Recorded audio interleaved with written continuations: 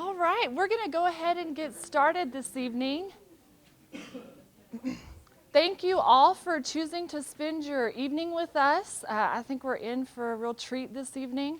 I want to open up by noting just a few housekeeping items. If you will, go ahead and mark your calendars for next month. Of course, it's the first Monday of the month for Community Workshop, November 4th. And next month we'll have somebody speaking about understanding ADHD medications. Then, for those of you that are not aware, October is Dyslexia Awareness Month. And you'll note that many of us are wearing ribbons to signify this. And so we encourage you to take a ribbon with you to raise public awareness regarding dyslexia. And in that respect, we would like to invite you next Tuesday, the City Hall meeting, which will take place at City Hall, downtown Amarillo. The mayor will be making a city proclamation that it is Dyslexia Awareness Month. And so that's always a fun activity to get to, or a fun meeting to get to attend. And then the other thing that we want to announce, many of you had the opportunity to participate in this last year, but we will be holding our second annual celebration of Extraordinary Minds, and that will take place in the spring this year. And that's an opportunity for the community of Amarillo and those in the surrounding area to come celebrate individuals with learning disabilities, again, specifically dyslexia and ADHD. And our guest speaker for that is going to be Rudy. For many of you that are football fans, you'll recognize that name, but he has a lot of personal experience himself with dyslexia, and so he'll be talking about how that played a role in his athletic growth and academic growth and all those different aspects. So I think that is all our housekeeping items. Okay, so with that, I'm going to go ahead and introduce our guest speaker this evening. We are privileged to have with us and are appreciative that Ms. Leslie Weeks has taken the time to come speak this evening. She is the Assistant Director of Special Education for Amarillo ISD with over 20 years experience in education. She has her master's degree in educational leadership from Lubbock Christian University. She is an experienced special education teacher in the context from pre-K through 8th grade. And then she is an experienced general education teacher in the areas of 4th grade math, science, and social studies. And then she also has had experience as an education consultant at Region 16, working in the area of behavior. And then just recently perhaps it wasn't recently. Okay, not so recently, over 8 years ago. Right, transitioned to her administrative role with Amarillo ISD, which is the Assistant Director of Special Education. And while she holds many different roles in that position, one of those is offering guidance and consultation in the area of dyslexia services. And so that's what she'll be talking to us about this evening. And so thank you so much for being here this evening. And with that, I'm going to turn it over to you. Okay. So this is kind of odd because I have a microphone, but I don't think it projects out for y'all. It's just totally for videoing. And I know he's going to make me look taller and thinner, and it's going to be fabulous.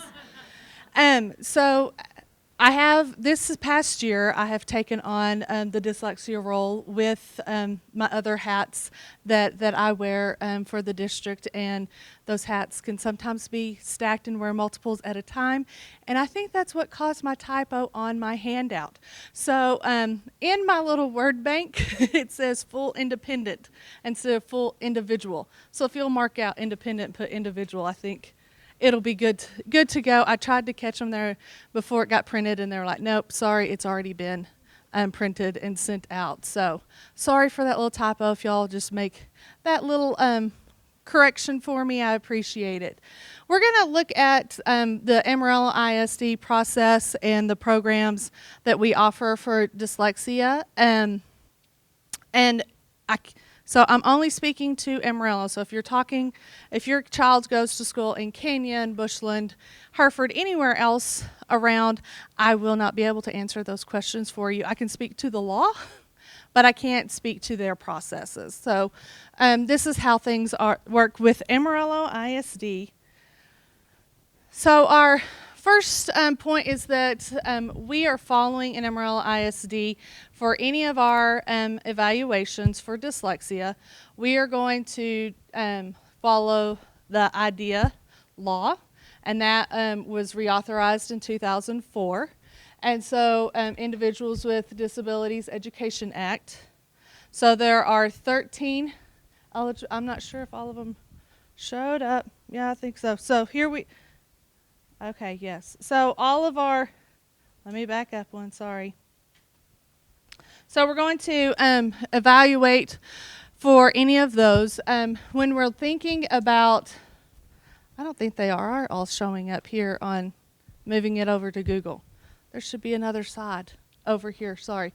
So when we're looking for dyslexia, that evaluation, if a student qualifies for dyslexia, that would be a learning disability, a specific learning disability, SLD. And I'm sorry that the other side is not showing up for all the other eligibilities. But we're going to have to do that evaluation. We're going to do that through the full independent evaluation process. So that's your first fill in the blank. The FIE is what that is called. So the full individual evaluation.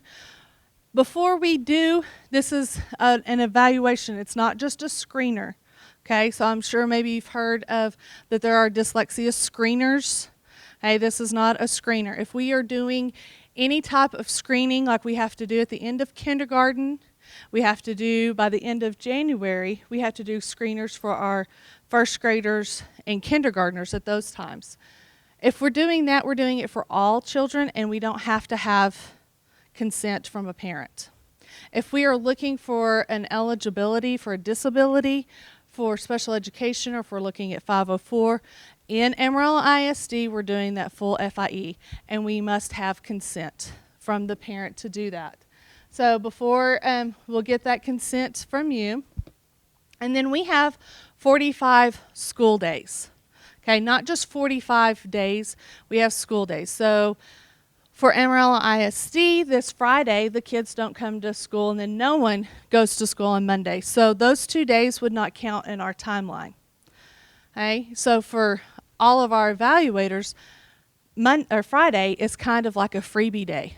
You have to go to work. The kids aren't there. It's not counting against your timeline, so you can sit there and write and still get paid for it. It's not working on your weekend, so it's a good day for them. The evaluations are going to be completed by diagnosticians, speech and language pathologists, and or licensed specialists in school psychology. That just depends. The evaluators assigned for your child's evaluation is dependent upon what disability that we are looking for.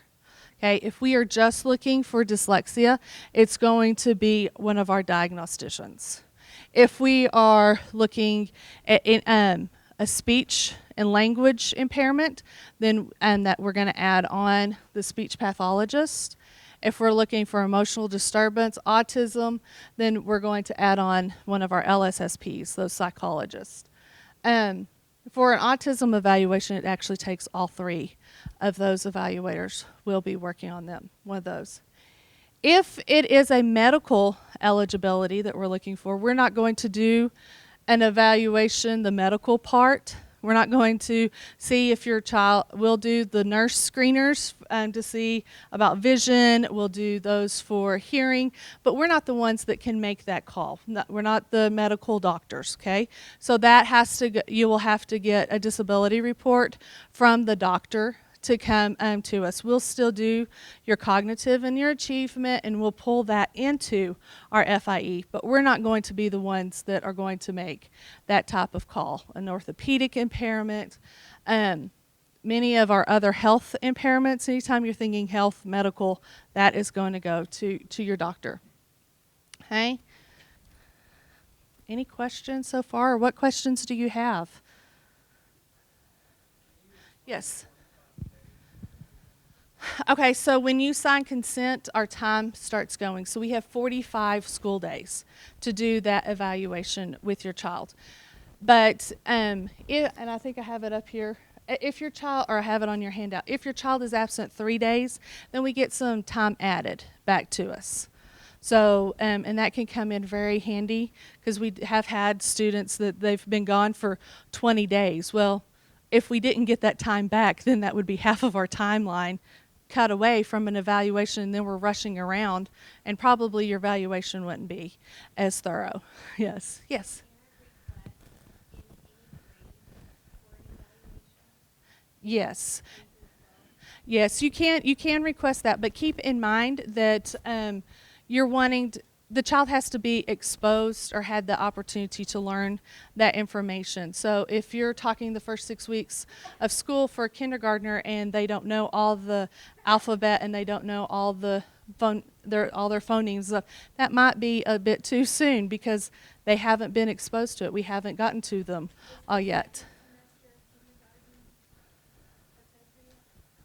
We start looking. That's why the screener that we have for in-law is by the end of the school year.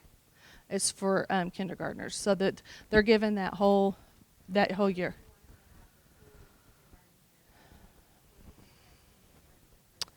That's probably more recommended because they've been exposed to that full curriculum. But I would talk to my campus and talk with the teacher and see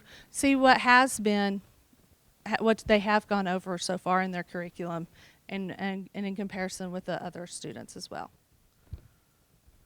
Anything else? Sure.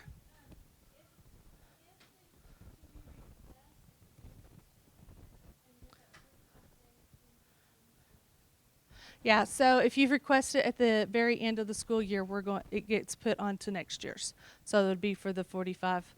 There's some crazy numbers at the end. So if we're 45 days away from the end of the school year, we have so much time to get it done. And then there's this 44 to 35 day window. And then after less 35, then it goes on. So yes. Yes, sir.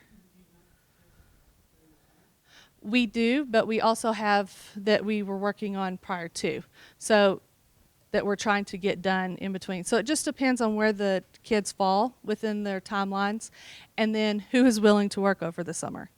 So if you are requesting something that requires a speech and language pathologist and they're like, nope, I'm enjoying the summer, then you may have to get put on for the next.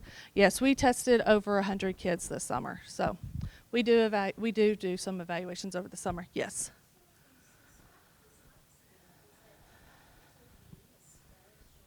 For Amarillo ISD, it does.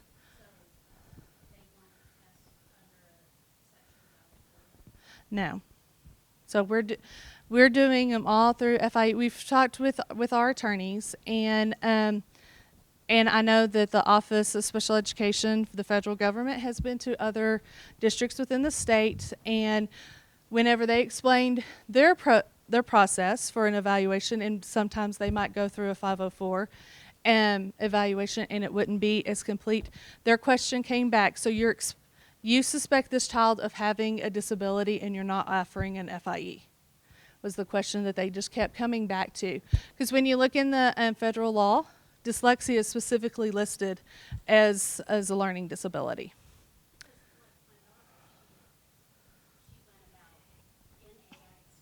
Mm-hmm.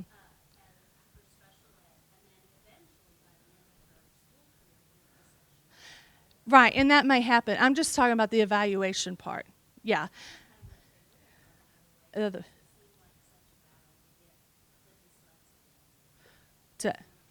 okay. And we started this process, it wasn't last spring, but the one before, so I guess that would be April of 18. And talking with that. And so there are other school districts out there that they have trained teachers to do dyslexia evaluations, and they have other types of specialists doing that. I'm just personally, just having taught in elementary, and not having a diagnostician background, I would hate to be the one to say, yes, I think they're dyslexic because they're showing those signs and symptoms of dyslexia, and then there be more, because I didn't know how to go and dive deeper down for more. So I would have to make that call, yes. The diagnosticians for our district. They have a master's degree in evaluation.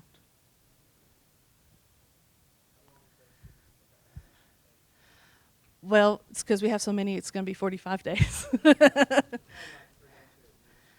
It depends on how far along the child goes within the evaluation. Like they talk about hitting their ceilings. So it'll depend on each child. And then it'll also depend upon whether you just requested dyslexia only or if you've requested additional evaluations to go along with it.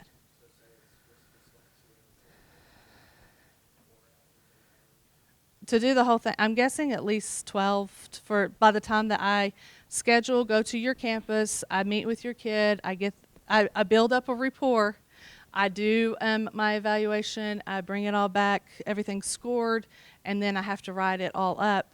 It really can take around 12 hours for all that to happen.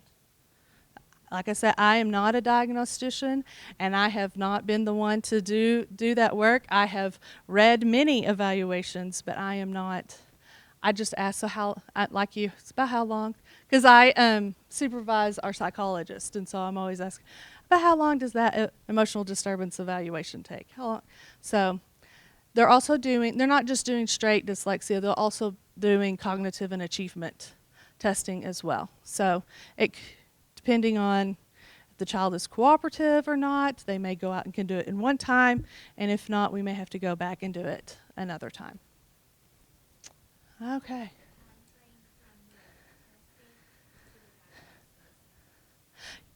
It's like you're reading the next slide. Okay. So after that FIE is completed and we've said we're good with it, in that 45 days we've dated it, then we have 30 calendar days to get to the ARD meeting, the admission, review, and dismissal. Okay, and so it's a whole committee meeting. And so when I say calendar days, your weekends are counting as part of that time. Thanksgiving break is going to count as that time. You remember I talked about that Friday being a freebie for those who are writing evaluations. Those diagnosticians who are scheduling ARD meetings, it counts against them. So Christmas break is going to, those 2 weeks that we have off there, is going to count. So even when they say they may contact you and you're like, oh, well, we have 30 days. Do you want to come up here on Christmas Day? Bring your presents. We'll all unwrap and we'll have an ARD meeting. Okay, so those days are counting for us. Yes.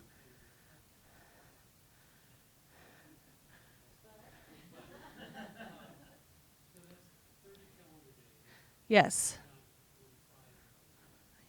45 school days. 30 calendar days. It used to be like a 3 month. It still winds up to be about 3 months.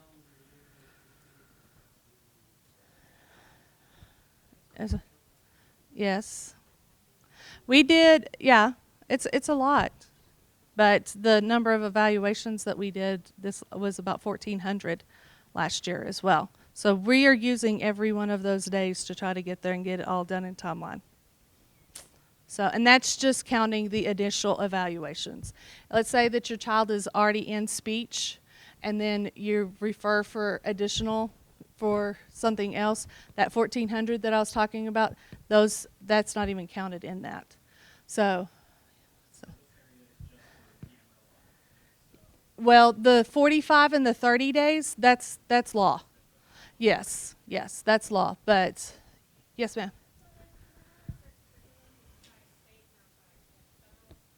Uh-huh.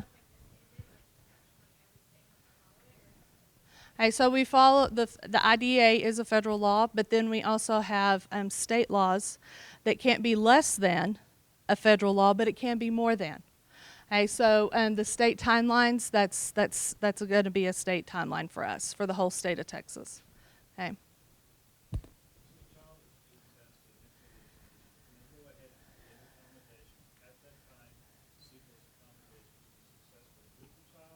So you can give accommodations. Any child can have accommodations, but the confusing part is you can't have modifications. So accommodations, think of it as that like I need glasses in order to see. But we're not going a modification is I laser your eyes. And now you can see even better. You don't want me to laser them. But that would be the difference. Okay, so accommodations, I'm supplying this for you. A modification, I'm changing it up. I'm not requiring you to know the full curriculum. Okay, so we can't do that during the evaluation process.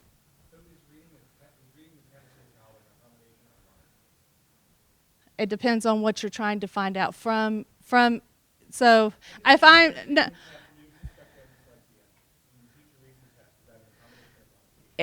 it depends. That's what I'm saying. So if I am testing your reading fluency, or if I'm testing you reading and seeing how much you can recall from that, then that would then modify it. But if I'm just trying to purely test and see about your comprehension, then that would be an accommodation. It depends on what your end result is looking like, what you're wanting to have, what you're trying to find out. Did you have a question?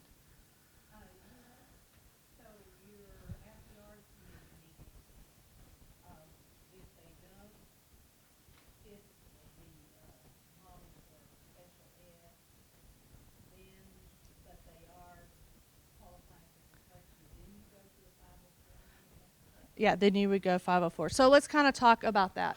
So we're going to look and see if the student has, first of all, the FIE will tell us if they have a disability. If the answer is no, the meeting's real quick. Thank you all for coming. But we can still provide these accommodations within the FIE. The diagnostician, the LSSP, the speech pathologist will typically write some things that you could do in the classroom, at home, to help your child. They're not just going to, good luck to you. They will provide you some additional resources. However, if there is the disability, so for special education, it's kind of a two-part test. You have to have that disability, and then you have to have the need, and this is when you're filling the blanks, for specially designed instruction. Okay, that's the other hook, is that specially designed instruction. So we're adapting as appropriate for the needs of an eligible child under the Individuals with Disabilities Education Act, the content, the methodology, or the delivery of instruction.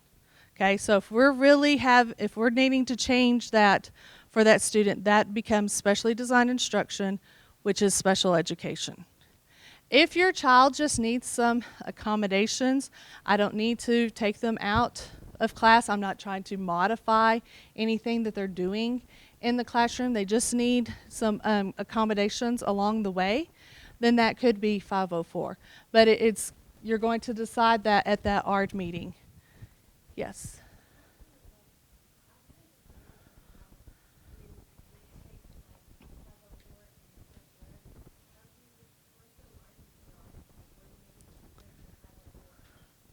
All right, so it's that specially designed instruction. If they need specially designed instruction, and Amarillo, we're talking about if for dyslexia, are you going to need a program for your dyslexia? Okay, then that's what we're saying, that's special ed. Okay, the ARC committee will make that decision together if there's the need for specially designed instruction.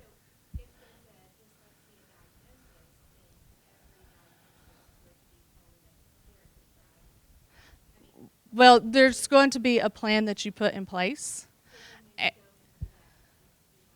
Yeah, so if you would have specially designed instruction, but if you don't need that, if you can still have a disability, I truly, after being so last year's when I started preparing to take over dyslexia, and I don't know if anytime you're in a college class or taking you're like, this is so me. I think I'm dyslexic, or I think I have this, I have that. It's almost like going to WebMD. But so as going through, I'm like, I totally think I could have been that kid. I can't spell or anything. I mean, not at all. And so like maybe that is me. Word call, ooh, yeah. Can't hear. Maybe it's the 5 times my eardrums exploded. Maybe that's it. Maybe it's not dyslexia. Okay, so if I am going to, let's just kind of think something simple. Okay, you're in my 4th grade math class, and we are all working on long division. Okay, and everybody's working on long division, and but you have a calculator, okay? Or we're working on long division, but you're still struggling with multiplication. So on your work page, everyone else is doing the long division. You're going to be doing simple division and some multiplication. It depends. Every kid is different. I know I hate saying it like that, but when you're in the ARD meeting, you want it to be your kid is different. No, it's going to. So whenever we get to that ARD meeting, we have what's called a PLAF, and I always think it does sound like I'm saying that word correctly, but it stands for present levels of academic achievement and functional performance. Okay, and that information is gathered by the special ed teacher from all of their teachers for all their settings and all over. So I gather all of that information, and then that's going to drive what goals do I need to have? What accommodations, modifications do I need to have? Because I'm going to tell you the whole story of this kid in that PLAF information. And so that's really going to drive. And then once you have those things in place, the goals, your accommodations, your modifications, then you're going to start looking, okay, where can we make this happen? And that's when you start looking at the setting. Okay, so it's not an administrator coming in and saying, okay, so this kid is going to go to that class and they're going to learn this thing. Okay, it really is individualized based upon your child. Okay. Anything else? And see, I thought, oh, I don't have enough slides. We're going to be in and out. Okay, so that's the process of how we got through the ARD. Okay, where we got to the ARD meeting. Now, last November 2018, the Dyslexia Handbook came out. It's the procedures concerning dyslexia and related disorders. So if you're not, when you're going to look, or if you have a copy on hand, if yours isn't this lovely orange color, then you know that you have the wrong one. The one before was like a dark crimson red color. Okay, so this is the latest, this orange one, the 2018 update. Okay, just so you know, if you're like thinking, is this a Texas or federal? This Dyslexia Handbook is only Texas. Okay, no other state has a handbook separate and apart from the federal law like this. Okay, Texas only. But we are still following what is in the Dyslexia Handbook. Yeah.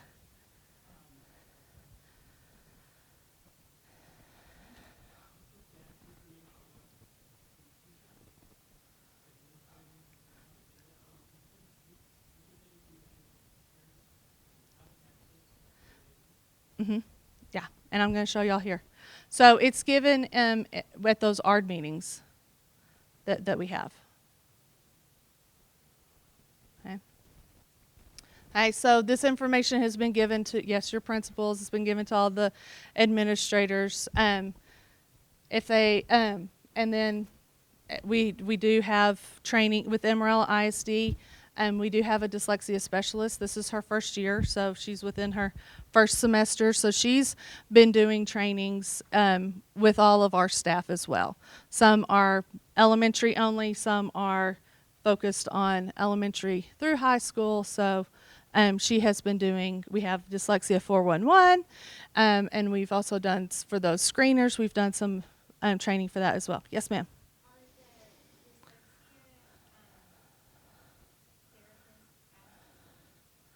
Okay, so we have teachers that have been trained in dyslexia programs. Mm-hmm.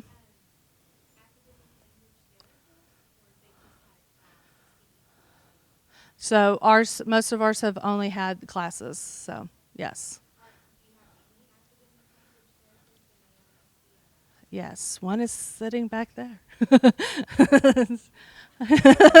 Yes. Yes. There it's kind of like finding a unicorn, but yes, we do have a few.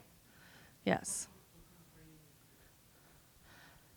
Kind of train. I don't know all of the ins and outs of a certified academic language therapist or the pathologist. That's many, many hours. But that is not something that we can offer, and you come out of a program from us with that credential. Oh, okay. Okay, so okay, so our teachers, okay, so they do come to training. It's a several day training with many meetings, PLC, professional language community, not professional learning communities that we have after school that they attend with. We also send out additional trainings to them as well. So, but it is not, you can't come out of our training and say, now I'm a certified academic language. You can't do that. That's done through a university level. Yes, ma'am.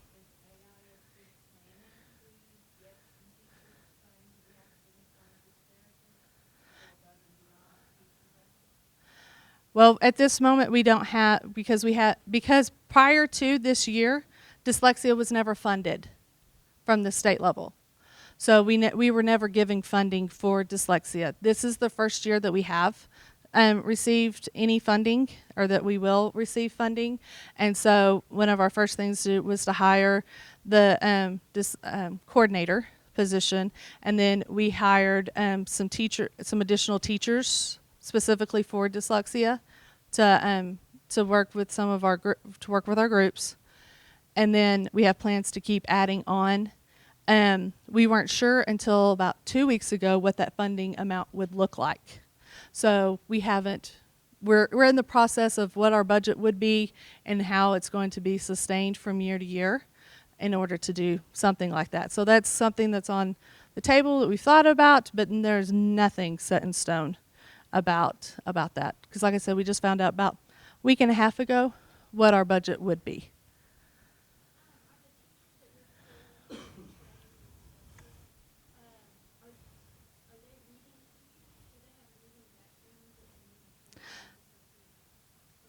Most of them are it's not English language arts anymore. It's just reading language arts. TEA changed that. So most of them do have, even if they're not currently right now, they do have that background. And we do have some of them are librarians across the district, so they also have that background. Yes, sir.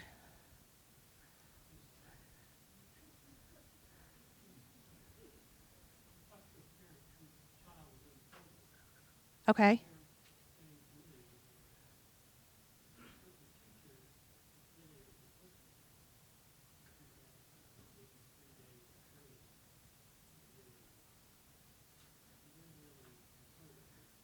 Then they need to talk to their campus. Yeah, I would refer them to their campus to ask about who was at their training and which group that they're in. Most of our campuses have multiple people trained at the campus. Yes. No, you have to be a certified teacher. That's what the handbook says as well. Okay, so there are no assistants. Even if you're the assistant on the campus, also has their certified teacher as well. They were not hired as a teacher, so they will not be doing the intervention. Okay. No, we do not have any special ed teachers because it's a state mandated general education program if you're being pulled out for a dyslexia intervention. Well, the evaluation was done, and we'll do some and you could, and if you're, it's a crazy thing. And this is straight out of the Dyslexia Handbook. It tells you dyslexia is a specific learning disability, but then in their own handbook, it'll also talk about how it doesn't have to be special ed. So, I mean, we're walking like a tightrope trying to balance general ed and special ed. But the pull-out dyslexia intervention programs are general ed mandated, and that's, so the general ed teachers are the ones to do that and not the special ed teacher. Because also, here's a little quirky thing, is that I cannot be a special ed teacher and a general ed teacher at the same time. You would have to be split funded in order to do that, and you would have to have separate classes. So, at those times. So,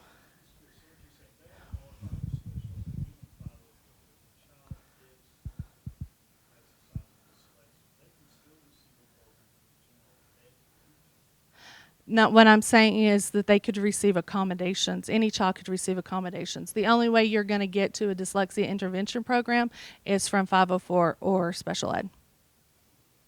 Yes, ma'am.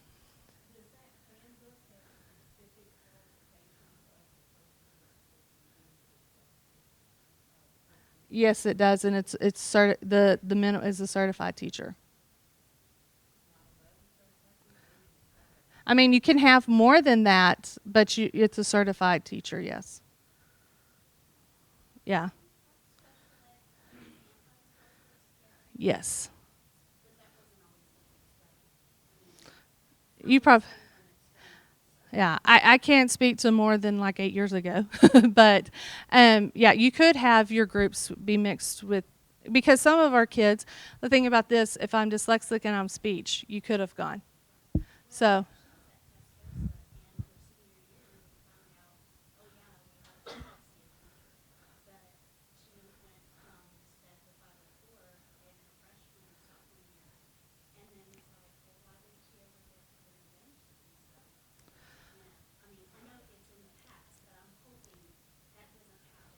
right. And so if you are in an intervention program and you completed that intervention, we don't just then pick up a different intervention program and will you go into this. So then you should take that, the child should be able to take that intervention program knowledge with them and then have additional accommodations follow them through their school.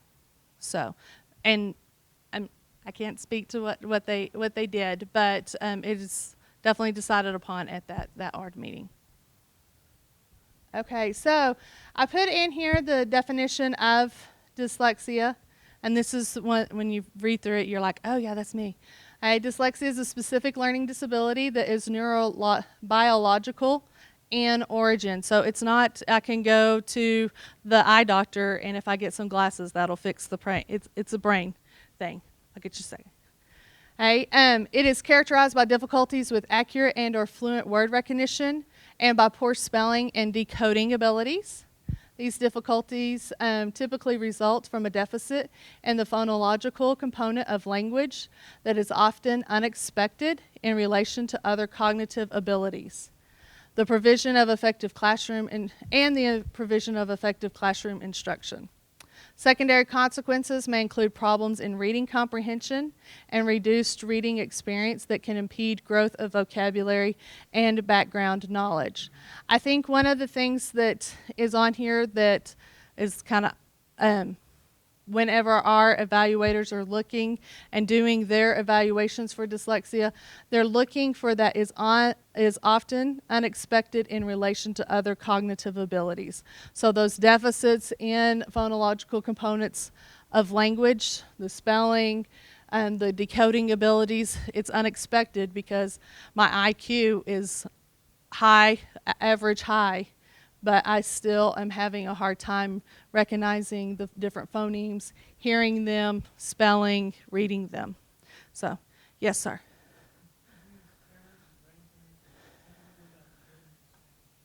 I'm going to show you how to find it in just a moment. Yeah.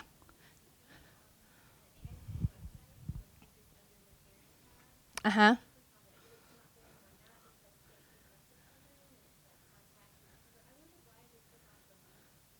I don't know.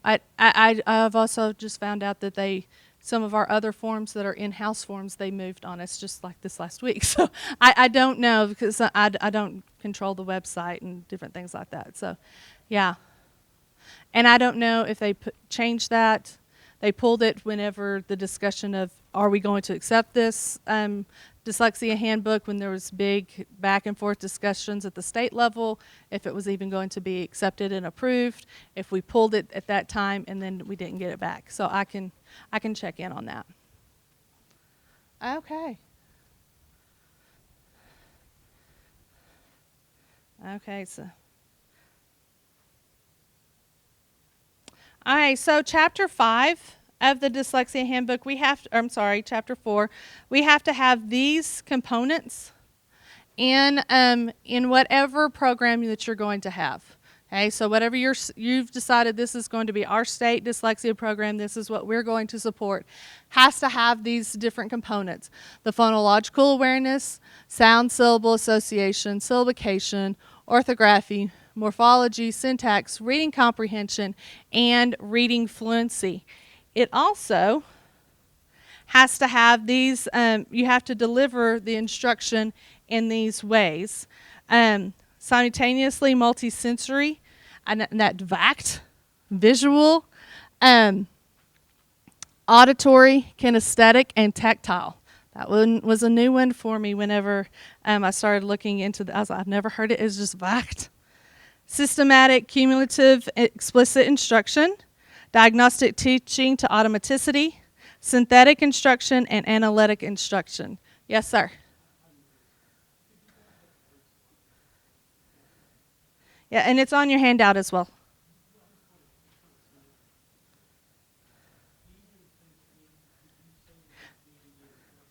Your state dyslexia program must have these components within it. Yes, sir. What?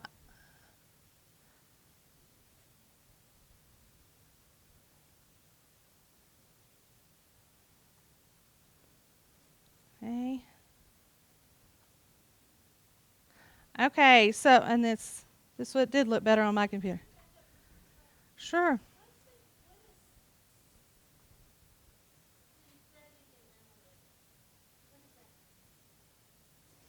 Okay, so our analytic instruction, for us in our program, we do reading by design and mega words, and we'll talk about that in a second. So the analytic instructions, we're really looking at the root words of and where words come from, is where we're going to look at our analytic instruction and how we can break apart words to build them back together. Our synthetic instruction is going to be, again, more of that building and breaking apart and making those words. And looking at the nonsense words, just working at the phonemes and breaking those down. Does that make any type of sense? So your synthetic is when you're going to take it and then you're analyzing that information, and it's going to bring more into your reading comprehension than just the synthetic, just the word call portion of it. Okay. So like I said, in Amarillo ISD for our elementary, we are reading by design. Some of your students, if you've been in some of our programs, we're in a program called DIP. So reading by design is like DIP 2.0, okay? So Region 4, and, that was not me. So, but they called it dyslexia. It was Dyslexia Intervention Program, and it was just DIP, and yeah. So reading by design is the name. Region 4 is the one that's producing, where we buy all of our materials. They gathered the data, they created reading by design.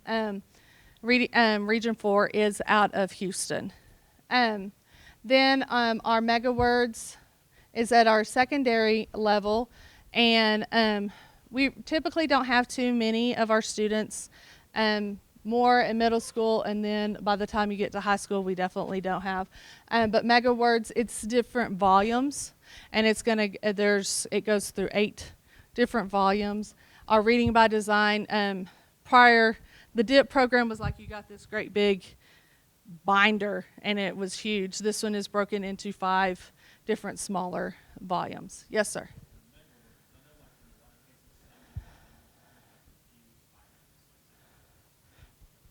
Uh-huh.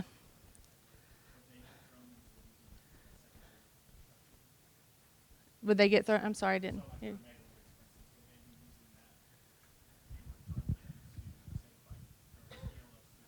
Right.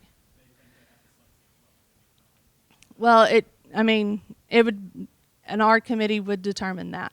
And we also go back and we have the LPAC committees, and so that's working all together to determine that.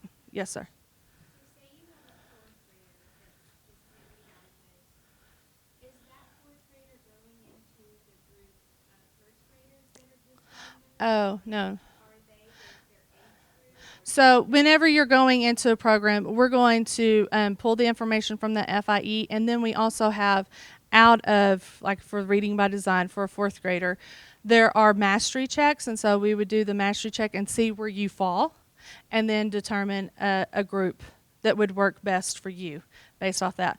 Now, our guidance for the campuses has been you could go down a grade or you could go up a grade. So your fourth grader may even be with a fifth grade group, you know, so for that time. Right. And then are they starting on page 1? No, depending on where that mastery check is. So some of our kids that we've been, and we looked at where they left off with the DIP program and kind of, all right, so let's look and see where you left off here. And some of them backed up a few lessons because of summer break. We kind of lost a little bit, so they backed up a little bit and started. But some of our groups have like, okay, we skipped volumes 1 and 2. We start on 3, or we start in the middle of 2. There's not, you don't start at 1 and work your way through, because there are 199 lessons in reading by design. And so if you don't need, you know the alphabet, and so you probably don't need, and you know all the sounds of the alphabet, you may not need volume 1.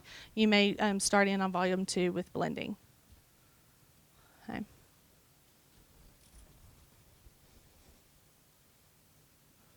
Okay. So whenever you are wanting to find out information from TEA, okay, the Texas Education Agency, you can go to their website and you can search on their website and you can become very frustrated. Or you can go to Google. And when you talk to TEA, you're like, hey, how do I find that? Oh, I just Google it. Sure you do. That seems legit. Hey, sorry, this isn't my computer, so I'm hoping that we could connect. I have a question about the reading by design. Uh-huh. How much training have the teachers gone through that are giving that?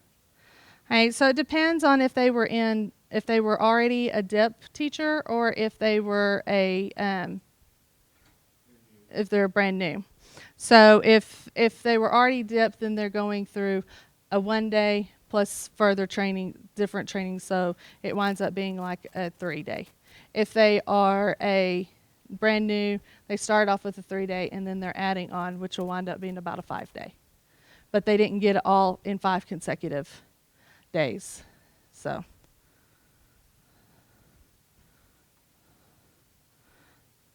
okay, so I'm going to yeah. And look, it just even pops up for you. Dyslexia Handbook, or just put in Dyslexia TEA. And I'm going to go to the one below where it says and related disorders. This will take you just straight to that PDF. Okay, it's thinking. Here we go. So if I go to the dyslexia and related disorders, I'm going to get that handbook. But then I'm also, and if you want to order from Region 10, you can do that there as well. But then there are also additional resources. Hey, this is all maintained by TEA. It is not an Amarillo ISD or any school district doing that. So all of those dyslexia resources are right here with the handbook as well, right up here. And I'll pull it up for you to have a PDF. Now I'm going to also something that TEA and STAR.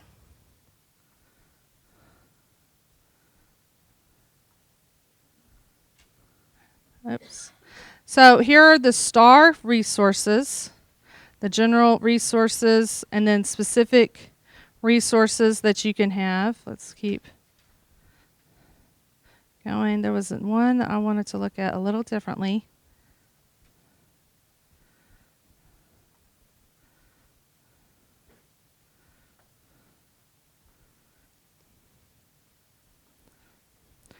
Okay, so the STAR accommodation resources are all here. And it'll tell you which ones are designated supports, which one. And you see coming soon. So some of these have already been updated. What's for the 2020 school year for testing, and some of them are coming soon. So when you're looking at these, so these designated supports, these are the ones that require TEA approval. Okay, so that we would so the day before a STAR test, that's not the day to decide that. Okay, and any of these, we want to be using them regularly in the classroom before we say yes, that's what we want to use for a STAR test, because we sure don't want to distract a child by providing them something and then like playing. That becomes something to distract them and play with instead of a tool to use on here. I'm guess the training from the state is going to be on the 17th. So at that time, I'm guessing those that say coming soon on the 17th or soon after will be made readily available for you to look through as well. So I had a question here, and then I'll come over here to you. Yes, ma'am.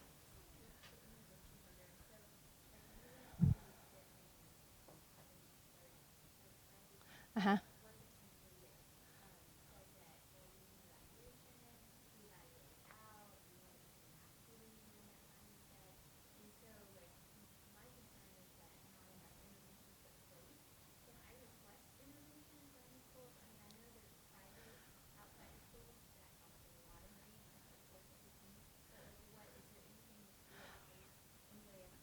So you would need to go to talk to your campus, and depending if your child is a 504, they would ask for a 504 meeting. If it's special ed, you would ask for an ARD meeting. So yeah, so those interventions are determined at those meetings. Yeah.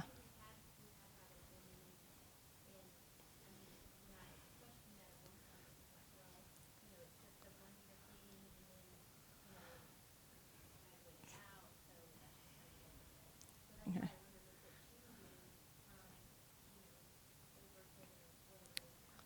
Yeah, reading by design.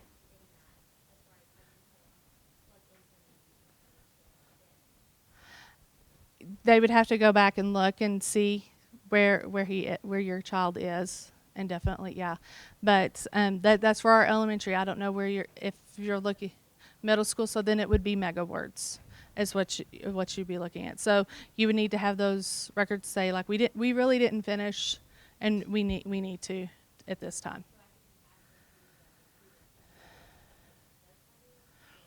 No, you need to every campus has a 504 coordinator, and so you need to talk to the 504 coordinator just to get that set up. And so I don't know who, like off the top of my head, everybody's names at each campus that way.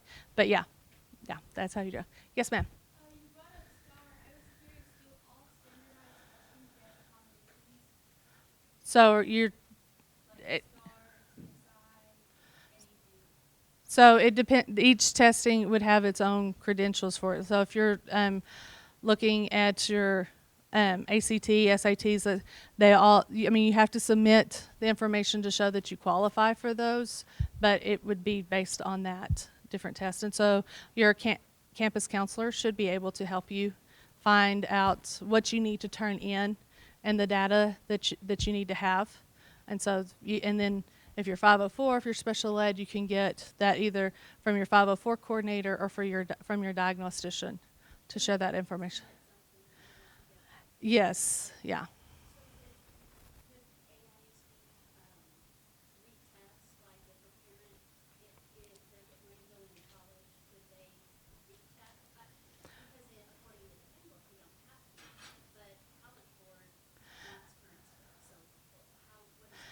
Well, I don't know if College Board, like what they're saying is current stuff. I know that within special ed, so your evaluation is good for 3 years. So I don't know how long your evaluation was, and I don't know what the College Board would want to have on that.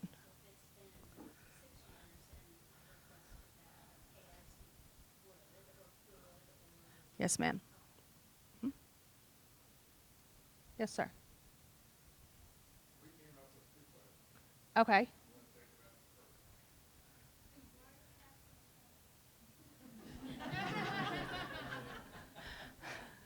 Oh, man. I don't know. I gave homework out on Monday and it was due on Thursday because that's when all my good shows were on and I could grade it on Thursday nights. But I don't know why your teacher does it that way. You could turn it in any day that you wanted to prior to that. You worked out your own how your schedule was for you, and it was one assignment each week. So I don't know why your teacher gives so much homework. That's a question for her. Oh.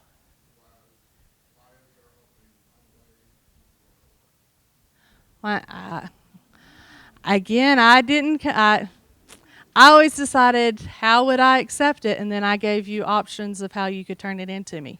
Like I said, I gave it to you on Monday. It was due to me on Thursday.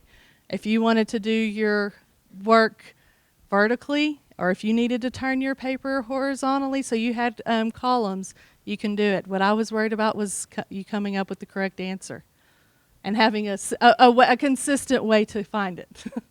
Yes.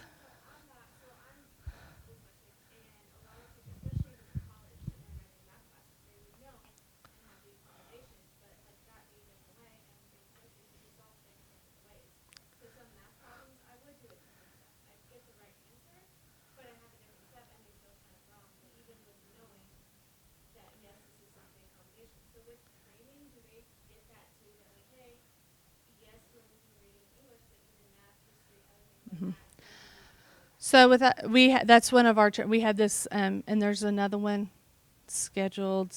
Maybe that's tomorrow. Is today the 8th? 7th. So I guess it's Wednesday on the 8th and the 9th. We have it's called Dyslexia 411, and it quickly looks at the handbook. But then it's like, okay, so that's what the handbook says. But here's the kid in your class, and here's how you can make some accommodations to work for your kids. So we had. Training on that last week or the week before, and then we're doing it again next week. And like I said, our dyslexia coordinator is doing those trainings. So, oh, well, thank you.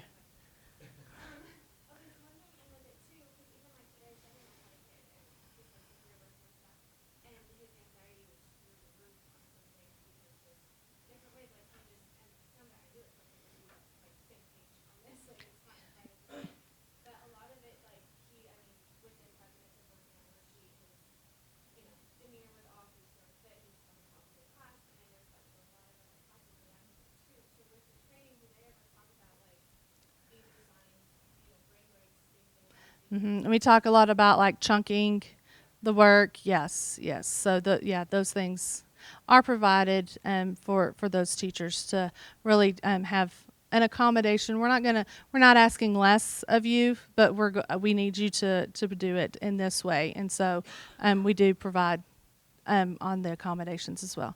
You and then back over here. Yes, ma'am.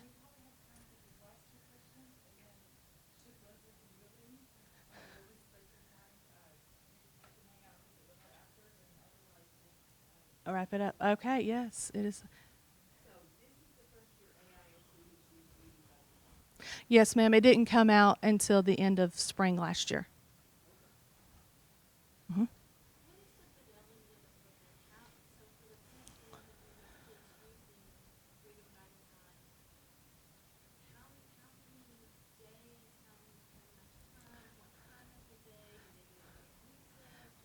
Every campus is different. We do have that we're 4 to 5 days a week, 30 to 45 minutes each of those days. So, but whether they're doing it in the morning or the afternoon, I wouldn't be able to tell you that. Again, it depends upon the needs of the students at that campus. The groups are set to have about 4 to 6 within the group. So it's a small group instruction.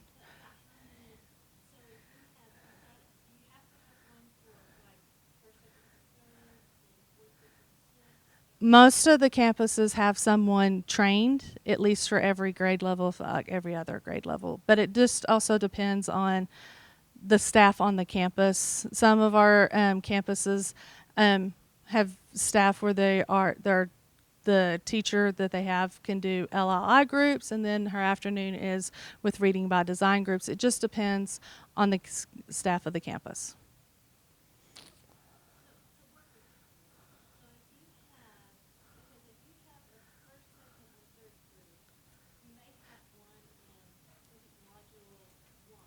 Well, you have groups. So we said don't go beyond one grade level above or below, and then you would have your group of four to six within that age range. So no, if you're in a group, your group is doing the same lesson together. Yes, and then you could have like a third, fourth grade group that's in a different, yes.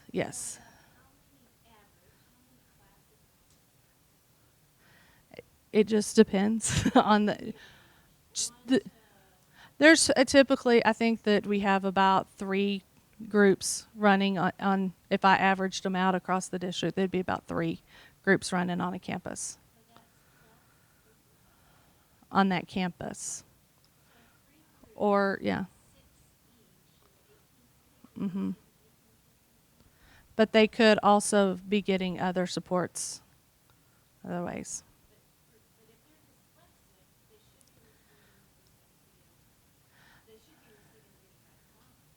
If that's what the art committee has decided.